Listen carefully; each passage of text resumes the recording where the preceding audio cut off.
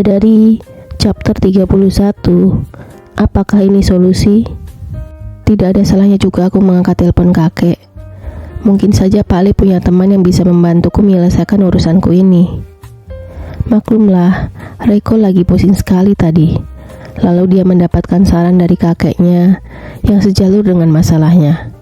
Kini dia sudah membayangkan sesuatu yang membuat hatinya merasa punya harapan. Sayangnya, kini ada masalah baru. Aku harus ketemu Pak Ali di mana? Kan aku nggak tahu rumah dan kantornya di mana. Jangankan alamat rumahnya, nomor teleponnya saja Reiko tidak punya. Reiko juga tidak tahu nama perusahaan Pak Ali-nya. Mereka memang pernah bertemu dan bukan sekali dua kali. Setiap kali acara besar keagamaan, mereka pasti ketemu di Kudus. Walaupun Pak Ali-nya itu tidak lama di rumah kakeknya, tapi minimal mereka pernah berkomunikasi. Tapi tidak pernah ada satupun di antara mereka yang bertukar nomor telepon. Mereka bicara satu sama lain pun, itu hanyalah pembahasan formal dan Reiko tidak cukup dekat dengan Hartono, yang kini membuat dia jadi meringis kembali. Besok aku akan bertemu dengan Raditya Prayoga, dan aku harus memberikan feedback dari perjanjian yang dibuatnya. Bagaimana ini? Reiko masih berpikir, bagaimana dia bisa memberikan respon terhadap perjanjian yang akan diberikan oleh Sandi kalau Reiko belum bisa memenuhi semua kewajiban dari sisinya. Dan bukankah dia punya harga tawar juga dan harus menuliskan sesuatu sebelum nanti dia bertemu dan membuat kesepakatan dengan CEO dari Aurora Corporation. Tapi bagaimana sekarang kalau dia tidak mempunyai nomor telepon Hartono? Siapa selain Hartono yang bisa diajaknya bekerja sama? Tommy tak mungkin. Dia saja sedang kelilit banyak sekali permasalahan karena proyeknya yang mandek. Ya, teman Reiko itu memang sedang ada masalah karena keterlambatan pembangunan dari propertinya. Dan kini dia mengalami banyak sekali tuntutan dari konsumennya karena sudah molor 3 tahun pembangunan dan belum bisa serah terima kunci.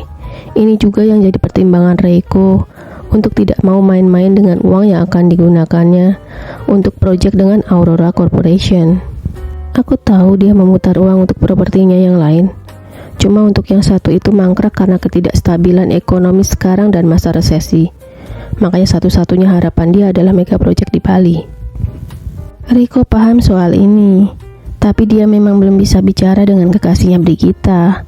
Reiko juga tak terlalu memikirkan ini sebelumnya, dan dulu masih memiliki pemikiran sama seperti Brigita, kalau itu adalah konsekuensi bisnis. Namun melihat bagaimana keteguhan Raditya Prayoga dan cara Radit bersikap memang membuka matanya kalau dirinya tidak bisa main-main dengan proyek itu. Makanya Brigita yang sudah marah sekali tadi tak bisa ditenangkan oleh Reiko melalui telepon. Dia inginnya sih nanti bicara dengan Brigita. Aku akan memberi pengertian pada Bi kalau aku sudah punya modalnya. Karena kalau sekarang aku bicara, dia akan berpikir aku hanya memutarbalikkan fakta. Bisik Reiko yang masih mencoba mencari cara. Dia ingin menelpon ulang kakeknya menanyakan tentang baliknya itu. Wah, sekarang giliran papa yang menelponku. Reiko tadinya ingin bertanya pada kakeknya, dan mungkin dia bisa mendapatkan jawaban di mana rumah Hartono atau kantornya. Tapi baru juga dia ingin membuka handphonenya, ada telepon masuk yang saat ini juga tidak diharapkannya. Iya Pak, tapi Reiko tetap harus mengangkat telepon itu bukan? Karena itulah Reiko menunda sebentar untuk menghubungi kakeknya. Reiko, kamu di mana? Rapat akan dimulai sekitar 10 menitan lagi, tapi kamu belum datang juga.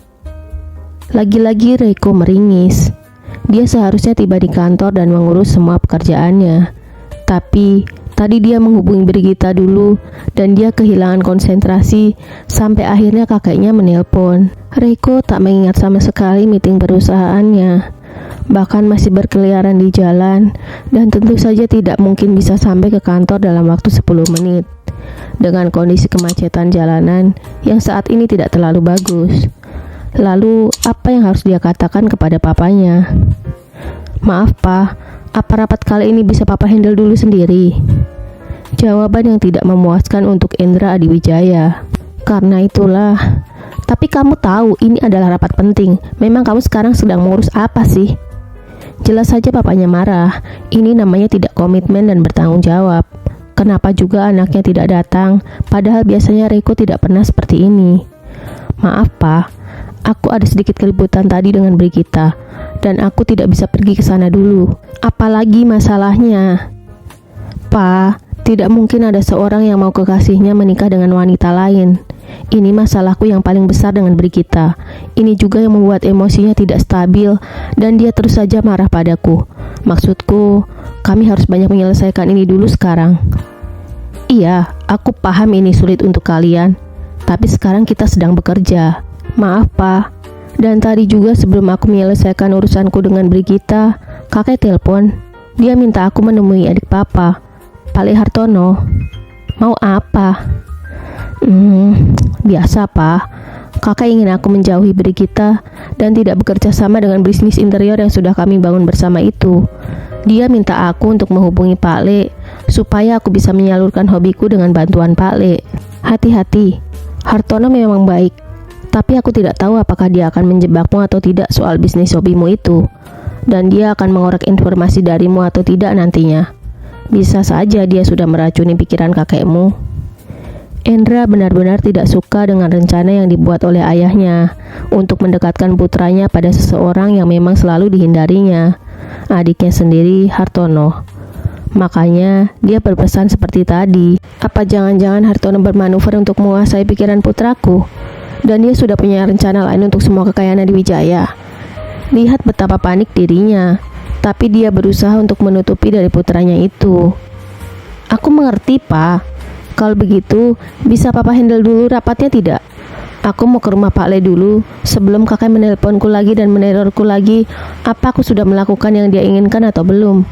Lalu setelahnya, aku ingin bertemu dengan Brigita dan bicara dengannya. Sebetulnya, Adi Wijaya tidak meminta Reiko untuk datang ke tempat Hartono saat itu juga. Dia meminta Reiko datang di waktu luang, tapi karena ada masalah bisnis, akhirnya Reiko memutuskan bahwa ini adalah yang terbaik. Maaf, Pak, aku tidak bermaksud untuk menipumu, tapi aku sedang memperjuangkan harga diriku, dan sepertinya Pak Alek bisa membantuku mencari jalan keluar dengan disiplin ilmu yang kami miliki, tanpa aku harus merendahkan diriku di hadapan keluarga dan kakek dengan mengemis modal.